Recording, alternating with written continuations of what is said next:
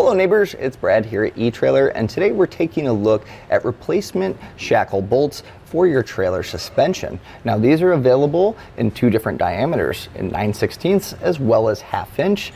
You can also get these with splines or without, and those are going to help keep this in place. And you can also get it with or without new nuts as well. When refreshing your trailer, maybe replacing your equalizer, sometimes it's really nice to have new hardware because over time these can corrode pretty bad, or your threads can kind of get marred up, making it tough to get them off and maybe destroying them in the process. So having new hardware to put on at the same time is really nice, and you know that they're going to hold in place well. Now these are grade 5 bolts, and they should resist corrosion and rust decently over time. Now if you're picking it up and you want some nuts, you're going to want to make sure that you get these locking style nuts just so they hold in place once you tighten it down. So if you are replacing your equalizer on your trailer, if you're doing just one side, you're going to need to pick up 5 for the equalizer side, and if you want, you can actually replace the outside shackle bolts as well, totaling 7 per side. Now if you have a triple axle, you're actually going to need 12 per side if you want to replace them all. You can also go through, see which ones actually need to be replaced, and replace as necessary.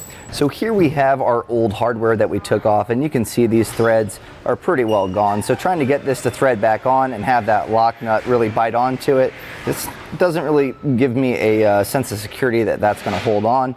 You can also see these splines have kind of started to flatten out, so they've lost their bite as well. So if you're going to replace your bolts, you're going to want to make sure that you have the proper one by measuring it. So if you have a dial caliper, you can get the diameter, or just using a tape measure.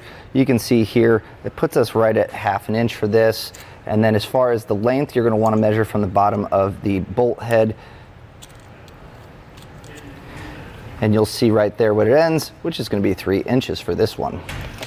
So if your threads are bad, your splines are bad, or the head's rounded off and you have to cut this to get it off, or whatever it may be, you're going to want to get replacement bolts, because it's easy to find other hardware that may work, but it's not going to be robust enough to hold up to the strength of the bolts that you want to replace it with to keep it safe. We recently replaced our equalizer here on our trailer and went through and actually put all new replacement hardware on here, so this should keep it working properly for many years to come. And that was a look at replacement shackle bolts for your trailer suspension. Thanks for watching.